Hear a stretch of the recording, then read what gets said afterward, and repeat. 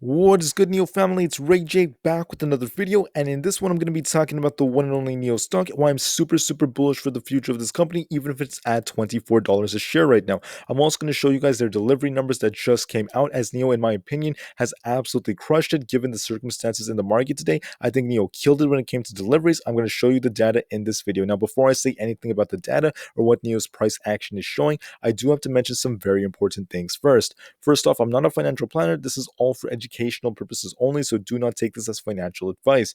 And also, if you guys can, please smash the like button if you want to see more videos like this. And not only benefits me, benefits the entire new community as a whole.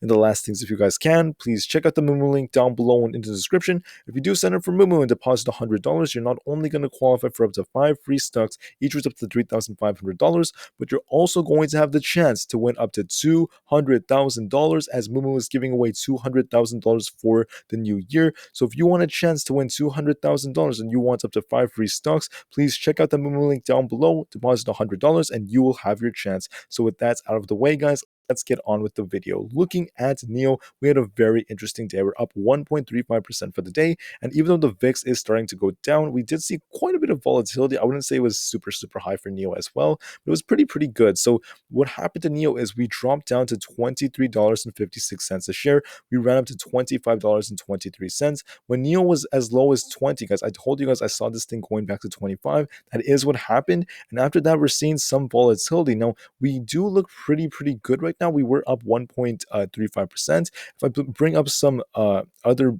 technical indicators, we can see some other interesting price actions. Now look at this right here, guys. RSI, it's actually at a very healthy level. We did close around the 60.85 level, but let me bring up the 3-month chart and show you guys something else that has been going on. Because if you look at Neo, guys, we are still down compared to where we used to be, and we are still respecting the falling wedge that we were on. So the question is, are we at the end of the falling wedge? Are we going to start running up from here on out? How do I see this moving? So RSI, pretty strong, guys, 56 as of right now.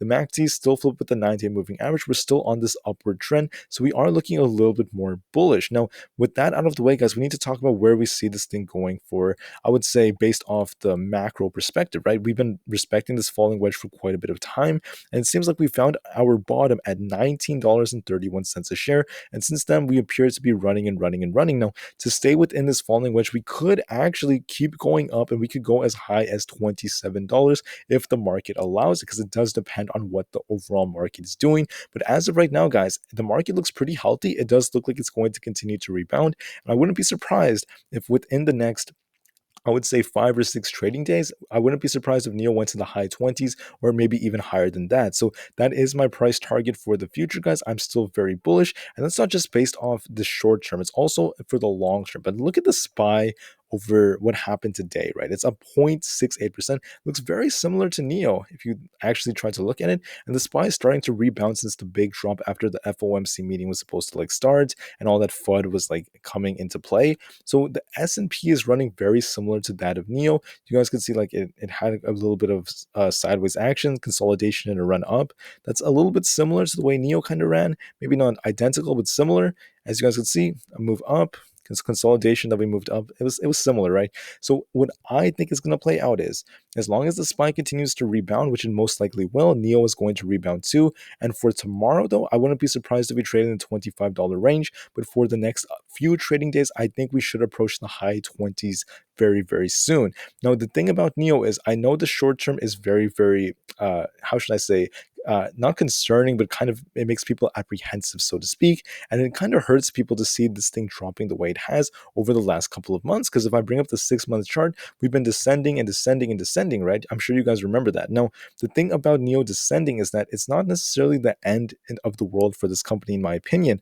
I still see very big moves to the upside because look, Neo has new data that just came out and they absolutely killed it. So the Motley Fool is reporting that Neo surged today, as we are seeing very good moves that came out. Neo absolutely crushed it when it came to their new production, new data that's supposed to be coming out on Saturday involving the ET5, and that's going to be very durable, very amazing. People love the car, and I can't wait for when they start production towards the end of this year. Once again, by early next year, they're going to be delivering this sedan in Norway. That's going to be very awesome. Maybe Denmark too.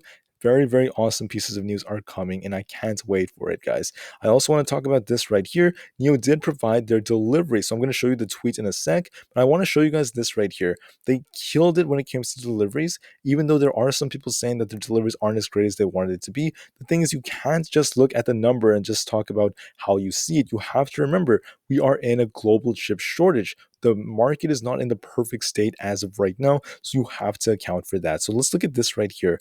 This is on Neo's Twitter page. It states that Neo delivered 9,652 vehicles in January of 2022, a 33.6% year over year increase. Once again, they absolutely crushed it. The deliveries consisted of 1,531 ES8s, 5,247 ES6s, and 2,874 EC6s. Once again, that they absolutely killed it. They did very, very well, in my opinion. In total, they delivered 176,722 vehicles. They killed it, guys. They're absolutely killing it. I'm super, super excited for what the future is holding, guys.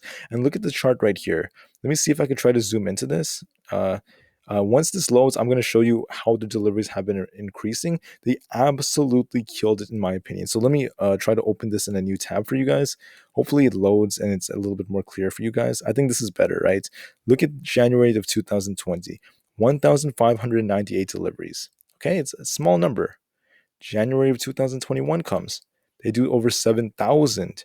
Then January of 2022, amidst the global chip shortage, they still have a very good run up to almost 10,000.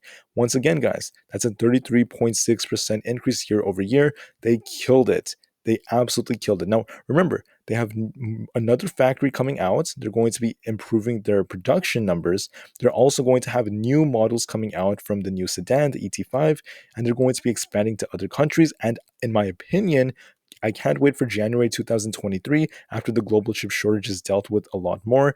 I think the numbers are going to get even better. We're going to see over perhaps 12,000 or even higher than that. They're going to kill it, guys. Absolutely kill it. And I can't wait for what the future holds. So, with that said and done, guys, I know the share price may not be at the perfect level yet, but in the future, in my opinion, it's very probable we're going to see a very good reversal. I think a lot of investors all over the world are going to be keeping their eyes on this thing, and they are going to be bullish as they get better and better deliveries and more data comes out. So give the company the time it needs, guys. I am still bullish, or at least more bullish going into the rest of this week and maybe for parts of next week. And I also believe for the long term, I'm very, very bullish as well for Neo. Even if we see this thing trade sideways, guys, even if it's in the 20s, I'm not losing faith. I see what they're doing. I know that they have great fundamentals. Their company is killing it, and I see better deliveries coming in the future as well. So that's what I have for this one. I can't wait for the future, and I'll see you in the next one. Neo to the moon, and peace out.